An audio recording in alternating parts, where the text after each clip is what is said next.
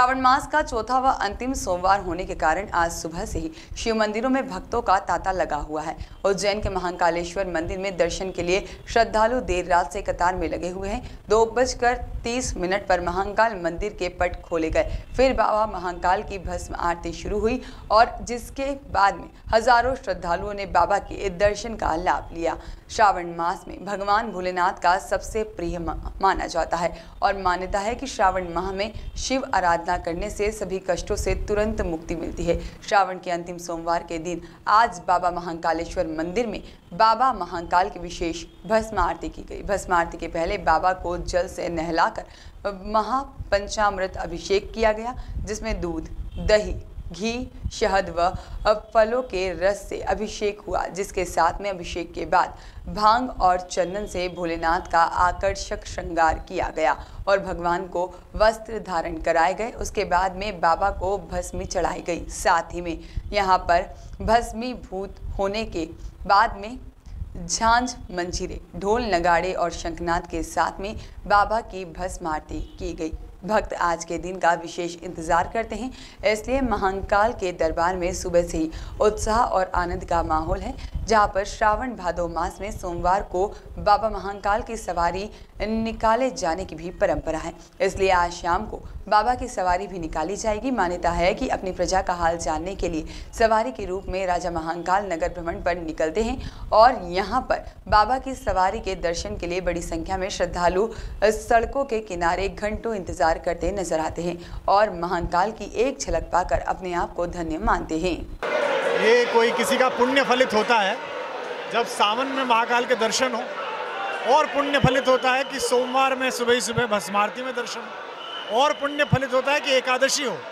तो मुझे लगता है कि ये ज़्यादा पुण्यों का एक समूह इकट्ठा हुआ है, जो आज मेरी दोनों पुत्रियाँ, मेरी पत्नी, हमने सपरिवार भगवान महाकाल के दर्शन किए हैं और अद्योपरांत अब रुद्राभिषेक है। तो उज्जैनी तो ऊर्ध्वगामिनी विजय यात्रा है। तो कोरोना के बाद काल के देवता के चरणों में पूरी प्रकृति की ओर से मैं प्रणाम करने के लिए आया हूँ।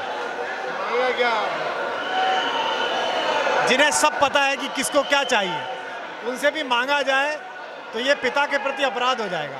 तो यहाँ से लेके दुनिया के किसी बड़े तीर्थ में मैंने आज तक कभी मांगा नहीं। नंदी जी के कान में भी यही कहा कि आपको क्या बताना, अगर आपको भी बताना पड़ा कि क्या मांगना है तो फिर आप पिता किस बात के हैं। तो वही जाने, देने वाले भी वो हैं, लेने वाले भी वो हैं।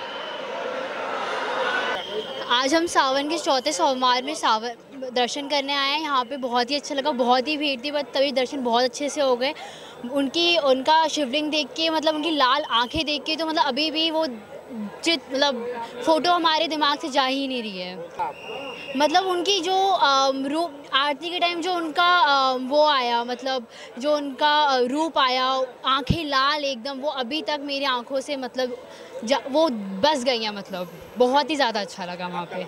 मेरा नाम प्राणी श्रीवास्तव, मैं नोएडा से हूँ। Thank you. श्रावण सोमवार जो है वो चौथा सोमवार है और विशेष तौर पर 4 सोमवार इस मास में, इस महीने में आए हैं।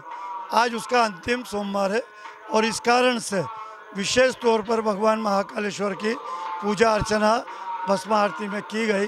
भस्म आरती भी दिव्यता से भगवान की जो परंपरा है उसी परंपरा अनुसार भस्म आरती संपन्न हुई।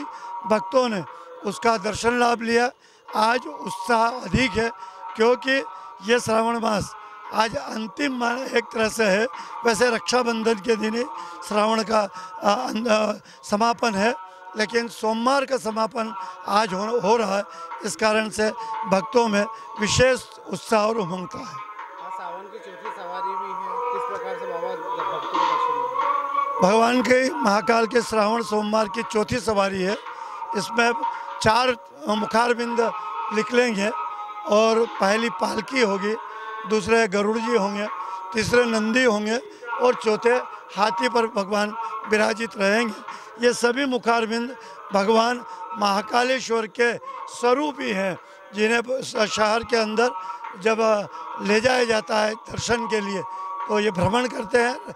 राजा महाकाल की प्रजा होने के साथ साथ जो प्रजा है ये भी जो भगवान के स्वरूप में जो प्रतिमा निकलती है, ये भी उन्हीं के अंश और प्रजा के रूप में साथ में निकलते हैं और भक्तों को दर्शन देते हैं।